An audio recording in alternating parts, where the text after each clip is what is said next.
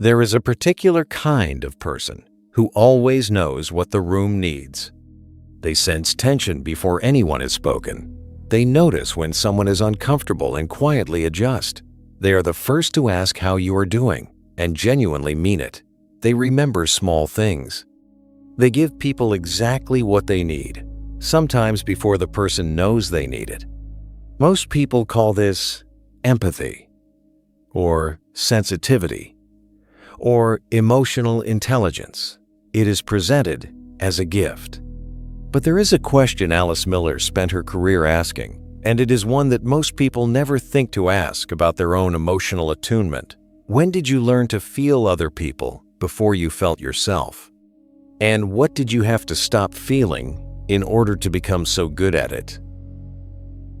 Alice Miller was born in Poland in 1923 to a Jewish family that would spend the war years hiding their identity to survive. She escaped the Warsaw Ghetto. She survived. She married a man who abused her son while she looked away. She became one of the most influential psychologists of the 20th century. And she wrote, across 12 books, a theory of childhood and suffering that she drew almost entirely from her own unexamined life, which she spent decades being unable to see clearly. Her first book, published in Germany in 1979, entitled Prisoners of Childhood, before its American reissue as The Drama of the Gifted Child, became an international sensation. Therapists pressed it into the hands of their most difficult-to-reach patients. Adults who had spent years in therapy read it and felt for the first time that something had been accurately named. The premise was not complicated, but it was precise. Miller had observed, across years of clinical work, a consistent pattern in the patients who came to her with depression and narcissistic disturbance. They had been unusually sensitive children. And that sensitivity, that very gift, had been used, not maliciously, not always consciously, but used to meet the emotional needs of parents who had unmet needs of their own. In a previous video on Donald Winnicott, we explored how the false self forms when the true self learns it is not safe to be met. Miller was asking the adjacent question, not what happens when the true self is unsafe, but what happens when the child is so attuned to the environment that they sacrifice their true self not out of fear, but out of love, or what they understand love to require. Before we go further, I want to say something to a specific kind of person. If you are someone who finds yourself exhausted by how much you feel for others, how quickly you pick up on what the room needs, how readily you set yourself aside, and who has, sometimes, wondered whether there is anyone who reads you the way you read everyone else. This channel exists for that kind of examination, not as a subscription to content, but as a space to think in. If something in this video names something you have been living inside without a word for it, I want to hear it in the comments. You may spend your life being the person who listens. This is a place where you can speak. What did Miller mean by gifted? Not academically talented, not artistically exceptional. She meant something more specific and more unsettling. A child who is unusually sensitive, unusually perceptive, and unusually capable of reading the emotional state of the adults around them. This child notices, very early, that certain of their authentic expressions, joy that is too exuberant, sadness that is too inconvenient, anger that disturbs the household, equilibrium produce anxiety or withdrawal or disappointment in the parent. And so the child begins to adjust, not through a conscious decision, through the gradual, imperceptible process of learning what is welcome and what is not, what produces the warmth of parental presence, and what produces the chill of distance. The child with this kind of sensitivity is faster at learning this than other children, more accurate, more responsive. Miller called this the drama. The child's genuine self, its actual feelings, its authentic needs, its spontaneous reactions begins to recede. In its place, something else develops. A self that is organized around the function of meeting the parent's emotional needs, feeling what they need felt, being what they need present, confirming what they need confirmed. This process, Miller insisted, does not require overtly abusive parents. It does not require neglect in any dramatic form. It requires only parents who have unmet emotional needs of their own, which is to say, most parents and a child who is sensitive enough and loving enough to respond to those needs before tending to their own. Miller described 4 patterns that tend to emerge from this early dynamic, each recognizable in the adults who arrive in therapy decades later, still running the same program they wrote in childhood. The first is the compulsive caretaker, the person who has organized their adult life around the needs of others. They are the friend everyone calls in crisis, the partner who manages the emotional temperature of the relationship, the colleague who holds the team together. They are extraordinarily good at this. And they are frequently exhausted, quietly resentful, and profoundly uncertain of what they themselves actually want. The second is the high achiever organized around approval. Miller was careful here. She did not mean ordinary ambition. She meant something more specific, the person whose achievements are fundamentally not for themselves. Every accomplishment is a bid for the recognition that should have come freely and did not. The distinction is difficult to see from the outside. It is immediately felt from the inside. The emptiness after the success, the way the achievement fills nothing. The third is the person who has lost access to their own emotional reality. They function well. They can describe their feelings in the vocabulary of emotional intelligence. But there is a quality of being at one remove from their own experience, as if the feelings are observed rather than inhabited.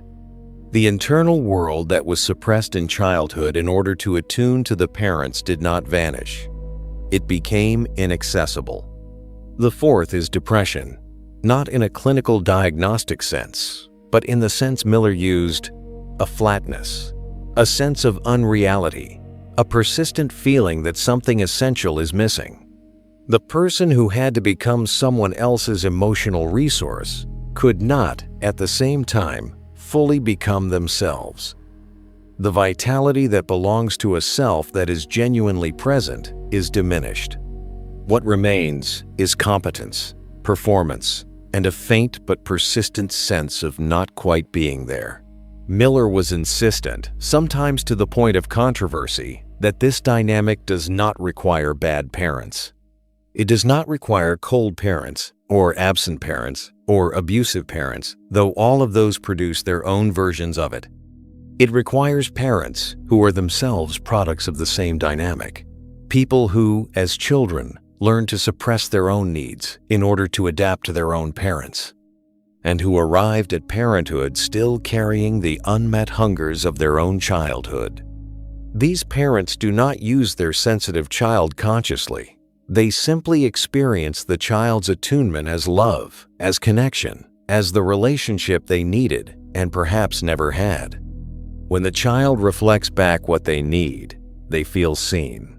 When the child is fully present to their needs, they feel less alone.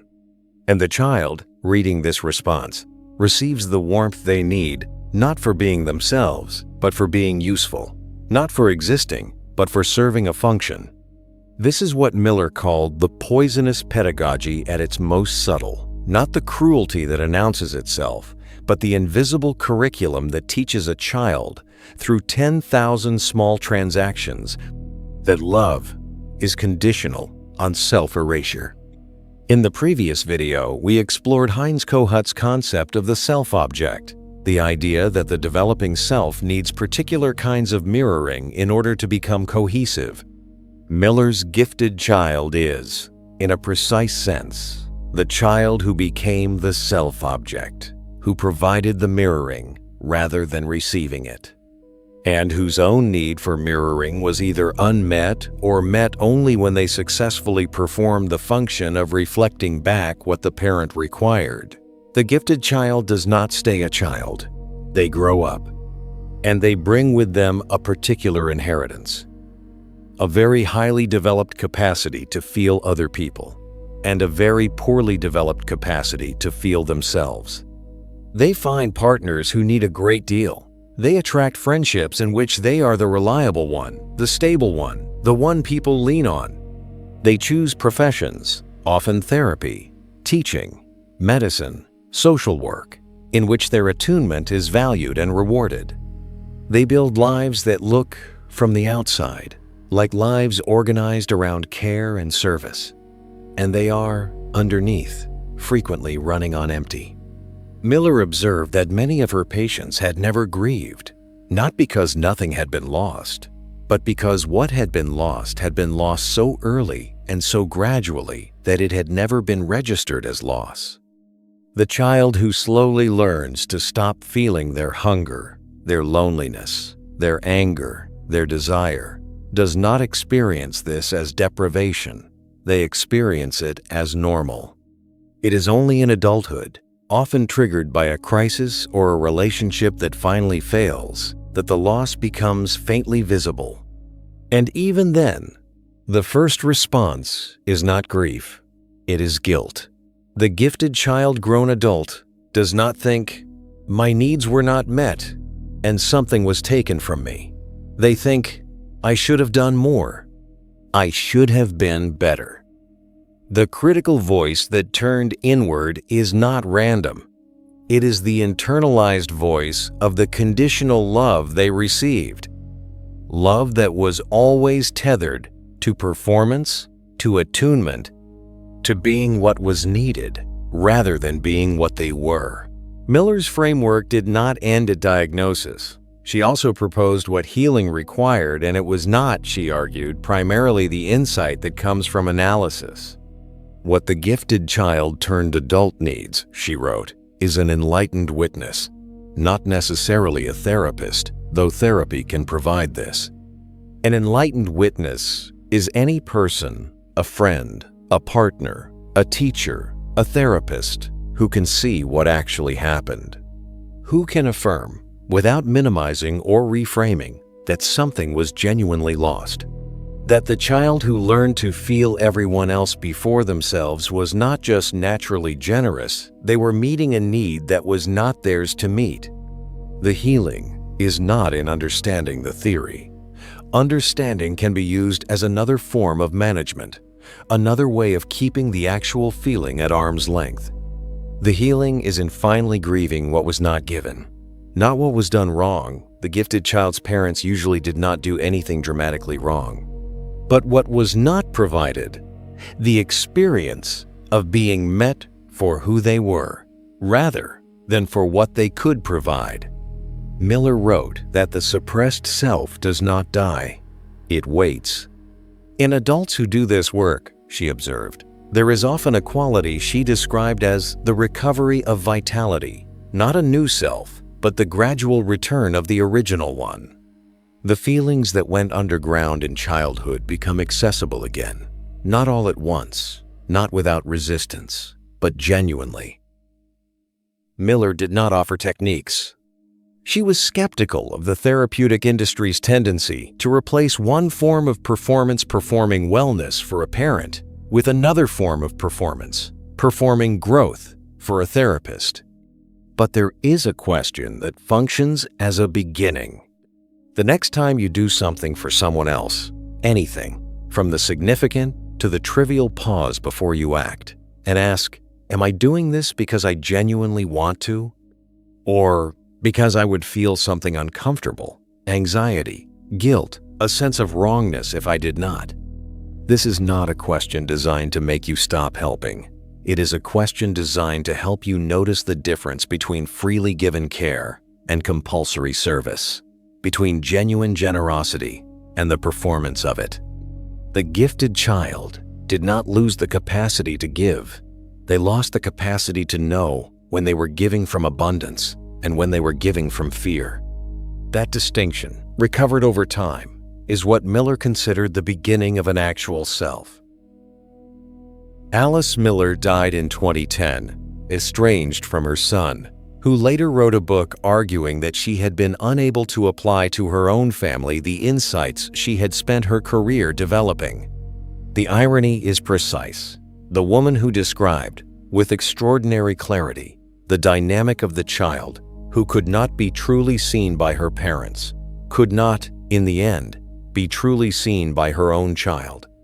She was, by her own theory, a gifted child herself, someone who had survived an unsurvivable childhood by becoming exceptional at adaptation, someone who turned her most private wound into a body of work that helped millions of people, and someone who, despite all that understanding, remained unable to fully close the gap between what she could see in others and what she could bear to know about herself. This is not a reason to dismiss her work. It is a reason to take it seriously. She knew, better than almost anyone, exactly how difficult this is. The most sensitive child does not have to remain the most lost adult. But the path requires something that the gifted child was never taught: how to stay present to their own experience long enough to actually know what it is. Subscribe to the Lucid Mind. Think deeper, live clearer.